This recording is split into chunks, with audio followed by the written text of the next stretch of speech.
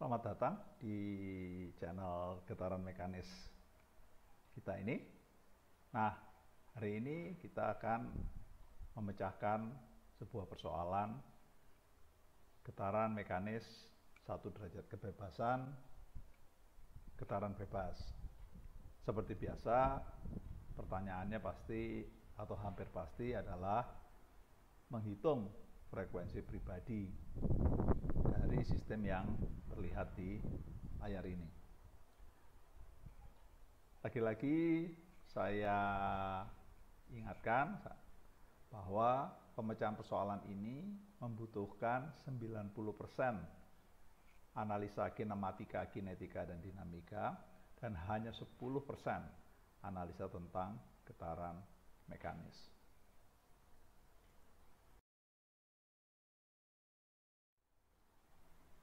Sebagai latar belakang, saya menampilkan alur penyelesaiannya, dan di situ terlihat bahwa getaran mekanis yang 10% di bawah, yaitu yang ini,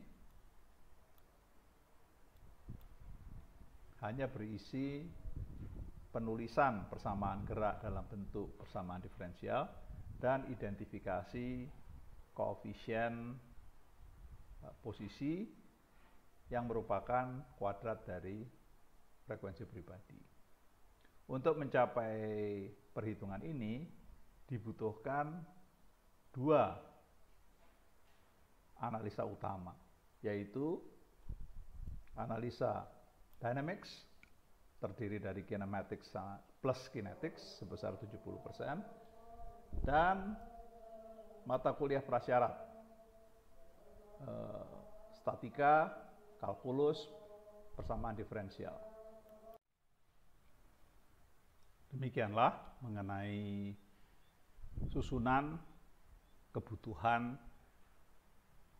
mata kuliah terdahulu untuk menyelesaikan persoalan getaran mekanis kita ini. Sebelum kita maju, kita perlu menetapkan asumsi. Ya, nomor 1 mengenai massa. Jadi kita mengasumsikan puli, pegas, dan tali tidak bermassa. Kenapa ini kita asumsikan? Supaya kita bisa menerapkan persamaan kesetimbangan alih-alih persamaan hukum Newton kedua.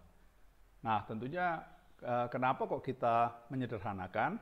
Karena di sini tidak ada informasi mengenai massa puli, massa pegas, dan massa tali. Dengan demikian, kita tahu kita nanti akan menggunakan persamaan kesetimbangan yang sudah kita pelajari di pelajaran statika. Lalu yang kedua adalah tidak ada slip antara tali dan puli. Ini untuk membangun persamaan kinematic relationship atau hubungan kinematik antara tali dan puli. 2 asumsi inilah yang akan kita gunakan, dan asumsi ini sudah Anda pelajari di statika dan kinematika dan kinetika. Kemudian kita maju, dan seperti biasa kita mulai dengan kinematika, jadi gerak. Nah, pertama kita melihat apa yang mau kita analisa, benda mana yang mau kita analisa. Nah, kita pilih ini, ya. Ini puli yang besar yang tersambung dengan pegas, yang tersambung dengan tali ke puli yang lainnya. Nah, di sini harus kita ingat kita menggunakan asumsi tidak slip ini, dan itu kita gunakan. Kemudian ada tambahan lain bahwa di titik merah ini, nah ini yang di situ juga gerak menggelinding tanpa slip. Gunanya adalah untuk membangun persamaan atau relationship kinematika. Dengan asumsi ini, kita kemudian menggambarkan secara skematis karakteristik relationship kinematics antara gerakan translasi, yaitu X, dan gerakan rotasi yang dialami oleh puli ini. Ya.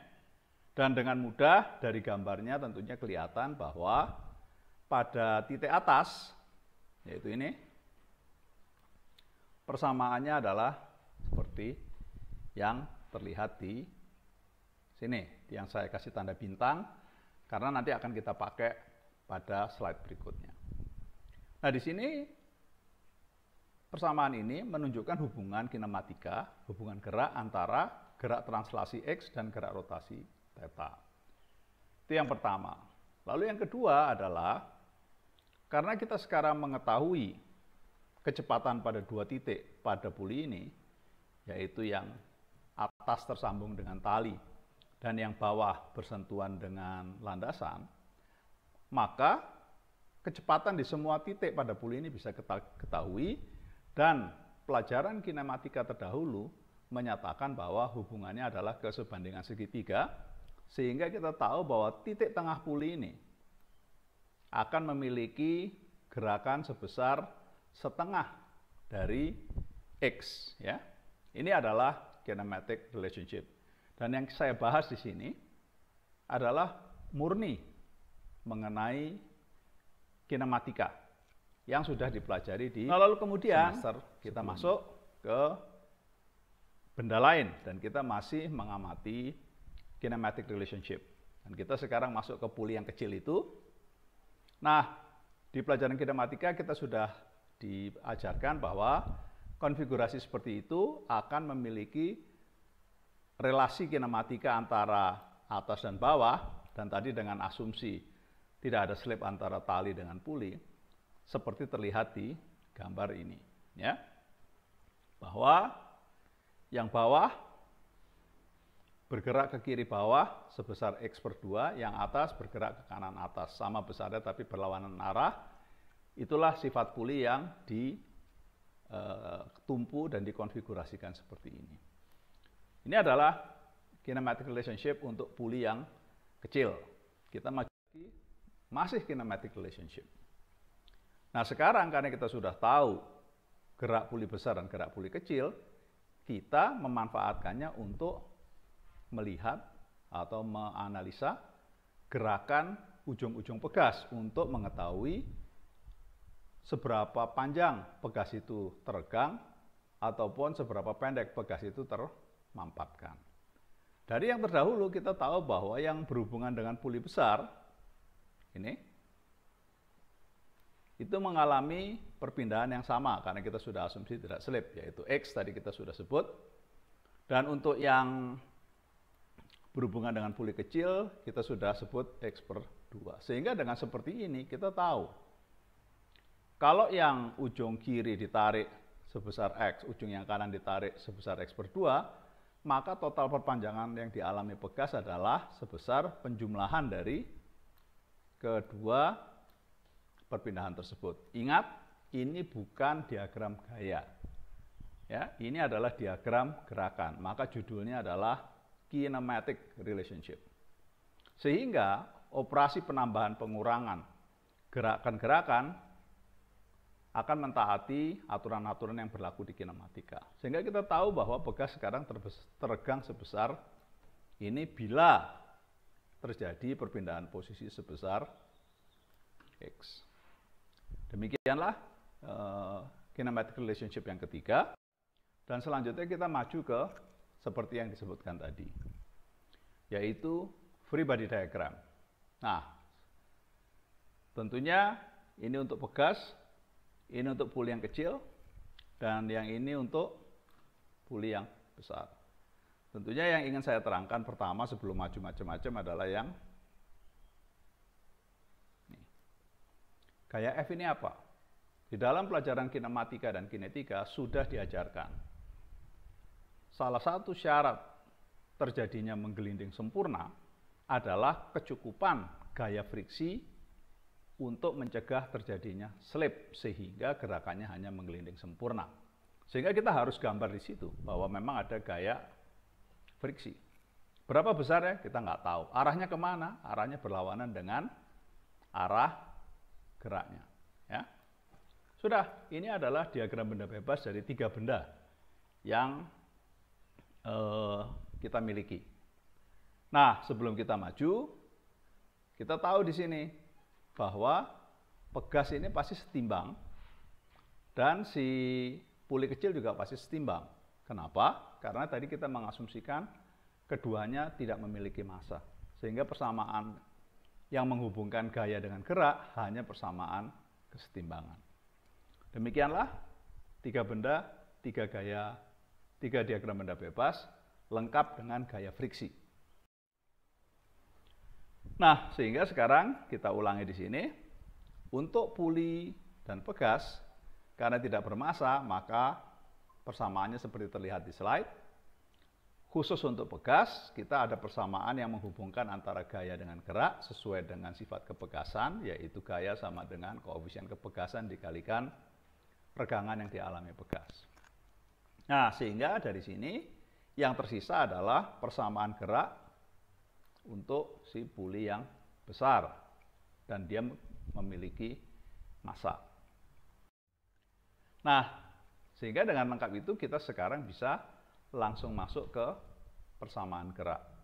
Dan puli ini dianggap sebagai sebuah benda tegar, jadi ukurannya sama titik kontaknya itu berpengaruh terhadap perhitungan, dan kemudian gerakannya dia adalah berputar terhadap sumbu tetap, yaitu titik A. Seperti yang terlihat di sini, ini titik A. Kontak antara puli dengan landasan. Nah, konsep persamaan gerak rigid body yang rotating about a fixed axis sudah diterangkan di kinetika. Nah, sehingga sekarang persamaan geraknya bagaimana? Sederhana saja untuk yang konfigurasi seperti ini. Anda tinggal merujuk ke buku kinetika, dynamics. Anda akan mendapatkan persamaan bahwa resultan momen terhadap titik A akan sama dengan momen inersia terhadap titik A dikalikan akselerasi angular yang dialami oleh puli. Ya. Nah, untuk yang resultan momen dengan mudah saudara dapatkan dari diagram benda bebas ini disubstitusikan ke resultan momennya. Lalu yang kedua, kalau untuk getaran kita biasanya pakai notasi yang theta double dot ketimbang pakai notasi alfa. Nah, jadi dengan demikian kita sudah mendapatkan persamaan geraknya. Lalu kemudian kita maju sekarang ke getaran mekanis.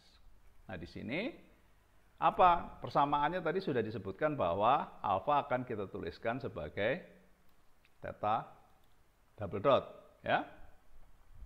Nah, kemudian kita masuk ke sini.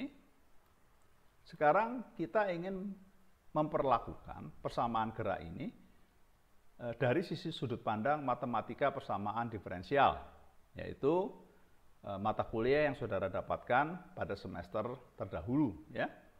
Nah, apa saja? Ini bahasa Inggrisnya ordinary differential equation. Terus dari bentuk di sini itu linear, order 2 homogen. Ya. Nah, tentunya kalau Anda tanya kok linear? Karena koefisiennya karena theta dan theta double dot tidak pangkat 2, tidak sinus dan lain sebagainya. Kenapa order 2? Karena pangkat yang turunan tertinggi adalah turunan kedua. Kenapa homogen? Karena sebelah kanan tanda sama dengan adalah 0. Jadi saudara perlu merujuk ke buku persamaan diferensial ini ya, untuk melihat persamaan gerak ini dari sudut pandang pelajaran yang lain, untuk kemudian dilakukan solusinya. Nah, sehingga sekarang dari matematika persamaan diferensial disebutkan bahwa untuk persamaan ordinary differential equation linear order 2 homogen, frekuensi pribadinya adalah seperti ini, yaitu akar dari koefisien yang akan dikalikan dengan posisi theta dengan syarat koefisien theta double dotnya sama dengan 1. Nah, sekarang dari sini saudara melihat sekarang bahwa ya memang betul 90% pekerjaan Anda itu kinematika dan dinamika. Dan kinematika dan dinamika membutuhkan Anda mengerti mengenai konsep turunan, ini di matematika semester 1, statika ini di semester 2, matematika persamaan diferensial ini di semester 3. Ya. Demikianlah, semoga paparan solusi ini bermanfaat. Silakan menulis di komentar kalau Anda punya persoalan-persoalan yang menarik perhatian Anda untuk Anda pecahkan tetapi Anda memiliki kesulitan. Baik, terima kasih atas waktunya. Kita ketemu lagi di lain waktu.